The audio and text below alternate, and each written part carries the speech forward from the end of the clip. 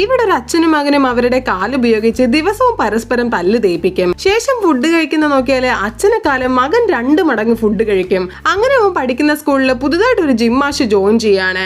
അയാളാണെങ്കിൽ സ്റ്റുഡൻസിന്റെ മുന്നിൽ മസിൽ കാണിച്ച് ഷോ കാണിക്കുന്നു. എന്നാൽ അവൻ മാത്രം ആ മസിൽ കണ്ട് ഇംപ്രസ് ആവാതെ നിൽക്കുകയാണ്. അപ്പൊ ഇതൊട്ടും പിടിക്കാത്ത മാഷ് ഇനി മാഷ് കാണിക്കുന്നത് പോലെ അവനോടും ചെയ്യാൻ പറയാണ്.